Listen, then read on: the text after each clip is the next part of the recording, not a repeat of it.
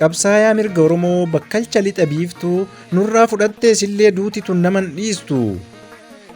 Akka dhugaan Oromoo badee jalaan dhokanne osoo halkanii guyyaa dirraan ciistee hin boqanne kabaja saba keetiif osoo aaddu geerartu dhukaasa sagaleetiin osoo diina weerartu. Walaloo eedaleessuun saba kee onnachiistee sagalee sodaan qabneen geerartee geerarsiistee. Sodaa malee falmataa ummata falmachiistee akkatti mirgaa falman ummatatti agarsiistee gabrummaan jilbiifadhuun bosonuun fira taatee aduu fi qorra keessa Oromoof falmaa baate.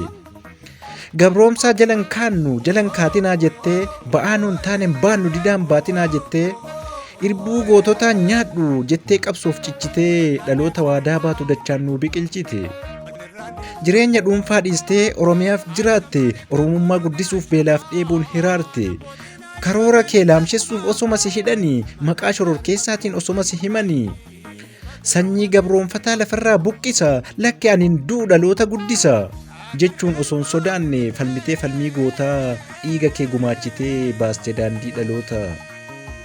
Oromoof Oromiyaaf rakkoo meeqa argitee ummata of dagate hirribaa dammassitee akka ofirraa falmatu bittaa sirna abbaa irree Oromoo malee firri Oromoo akka hin jirre dandeettiif kennaa qabduun bareechistee barsiistee geerarsaan ta'ee sirbaan daandii nutti agarsiistee osoo takka nuffine dhiibbaa fi dhiittaa jaraa osoo sin gufachiisne qilleensi faayidaa garaa.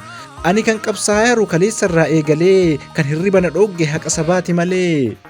Waan ati naaf kennitu hin fudhadhu si harkaa garaa koo bilisoomsuu fayyaadeen beeku takkaa. Osoo sabni qulqulluun ba'aa gabrummaa baatu buddeena eebduu dharaa ilmi wadaajoon nyaatu.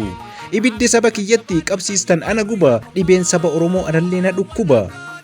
Akkana waamne gandaan achii bayenaan jettee ani kan Oromooti ilma Oromiyaan deette jechuun ijjannoo kan kee ifa baastee dubbattee huccuu salphinnaa gattee kan ulfinnaa uffatte.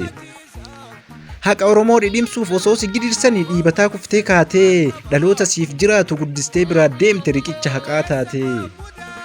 Duuti homaan sodaanne nurraallee si fudhatu dhaloonni ati guddiste imaanaa kee hin dagatu.